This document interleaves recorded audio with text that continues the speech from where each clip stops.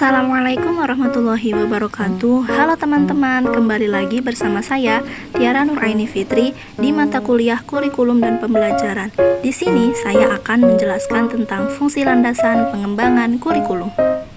Nah, dalam fungsi landasan pengembangan kurikulum, saya akan menjelaskan tentang 3 poin. Yang pertama ada konsep landasan pengembangan kurikulum.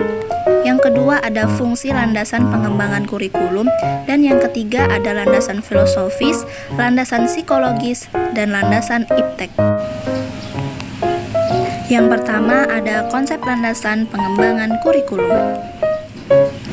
Pengembangan kurikulum adalah suatu proses penyusunan dan perencanaan kurikulum supaya menghasilkan kurikulum yang dapat menjadi bahan acuan yang lebih baik dalam mencapai suatu tujuan. Proses pengembangan kurikulum juga dikenal dengan kata implementasi, evaluasi, dan penyempurnaan kurikulum.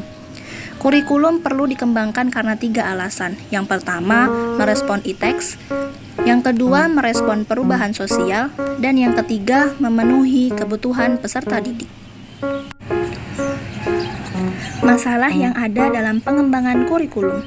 Yang pertama, cara memilih yang akan diajarkan, perbedaan pandangan para pengembang, penerapan kurikulum pada setiap tingkat pendidikan, perumusan kurikulum yang fleksibel, pengaruh pergantian pimpinan, insentif untuk penerapan kurikulum, cara memperoleh informasi yang tepat untuk perumusan kurikulum, dan yang terakhir, pemanfaatan sumber daya kurikulum. Kemudian, proses pengembangan kurikulum melibatkan yang pertama ada guru, ahli kurikulum, ahli pendidikan, ahli lain di luar bidang pendidikan, lulusan, siswa, dan juga pengguna lulusan. Selanjutnya juga ada unsur-unsur pengembangan kurikulum. Yang pertama sebagai program yang akan dijalani siswa di sekolah. Ada tujuan, materi pembelajaran, strategi pembelajaran, sistem evaluasi, dan juga hal-hal yang akan diaktualisasikan di sekolah. Yang kedua, sebagai dokumen kurikulum terdiri dari A. Proses pembuatan rencana kurikulum, B. GBPP atau silabus, C. Perangkat, dan D. Buku-buku yang diperlukan dalam proses pembelajaran. Yang kedua, ada fungsi landasan pengembangan kurikulum. Pada dasarnya, kurikulum berfungsi sebagai tujuan atau acuan. Bagi guru, kurikulum berfungsi sebagai pedoman dalam melaksanakan proses pembelajaran. Bagi kepala sekolah dan pengawas, kurikulum berfungsi sebagai pedoman dalam melaksanakan supervisi atau pengawasan. Bagi orang tua, kurikulum berfungsi sebagai pedoman dalam membimbing anaknya belajar di rumah. Bagi masyarakat, kurikulum berfungsi sebagai pedoman untuk memberikan bantuan bagi terselenggaranya proses pendidikan di sekolah. Sedangkan bagi siswa, kurikulum berfungsi sebagai suatu pedoman belajar.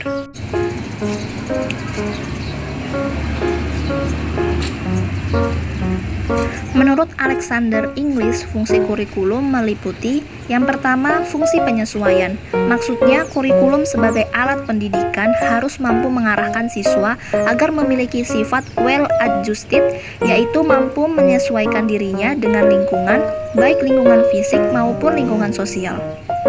Yang kedua, fungsi integrasi. Maksudnya, kurikulum sebagai pendidikan harus mampu menghasilkan pribadi-pribadi yang utuh. Yang ketiga, fungsi diferensiasi. Maksudnya yaitu kurikulum sebagai alat pendidikan harus mampu memberikan pelayanan terhadap perbedaan individu siswa. Yang keempat, fungsi persiapan. Maksudnya di sini kurikulum sebagai alat pendidikan harus mampu mempersiapkan siswa untuk melanjutkan studi ke jenjang pendidikan berikutnya. Yang kelima, fungsi pemilihan. Maksudnya kurikulum sebagai alat pendidikan harus mampu memberikan kesempatan kepada siswa untuk memilih program-program belajar yang sesuai dengan kemampuan dan minatnya. Dan yang terakhir, yang keenam, fungsi diagnostik. Maksudnya kurikulum sebagai alat pendidikan harus mampu membantu dan mengarahkan siswa untuk dapat memahami dan menerima kekuatan atau potensi dan kelemahan yang dimilikinya. Yang ketiga ada landasan filosofis, psikologis, dan juga iptek. Yang pertama ada landasan filosofis. Landasan filosofis mengandung arti bahwa pendidikan senantiasa berhubungan dengan manusia, baik sebagai subjek, objek, maupun sebagai pengelola. Dengan demikian, pendidikan senantiasa berinteraksi antar manusia. Di dalam interaksi tersebut tentu saja ada tujuan dan sasaran yang harus dicapai, ada materi atau bahan yang diinteraksikan, ada proses yang ditempuh dalam menginteraksikannya, serta ada kegiatan evaluasi untuk mengetahui ketercapaian proses dan hasilnya. Tentu saja untuk merumuskan dan mengembangkan setiap aspek yang terkait dengan setiap dimensi kurikulum tersebut memerlukan jawaban atau pemikiran yang mendalam dan mendasar, atau dengan kata lain harus menggunakan pemikiran filosofis. Yang kedua ada landasan psikologis. Landasan ini didasarkan pada prinsip bahwa perkembangan seseorang dipengaruhi oleh lingkungan dan kematangan. Lingkungan yang dimaksud dapat berasal dari proses pendidikan. Kurikulum sebagai alat untuk mencapai tujuan dalam pendidikan tentu saja berkaitan dengan proses perubahan yang terjadi pada peserta didik. Dengan adanya kurikulum, diharapkan perubahan yang terjadi pada peserta didik dapat membentuk kemampuan atau kompetensi aktual maupun potensial.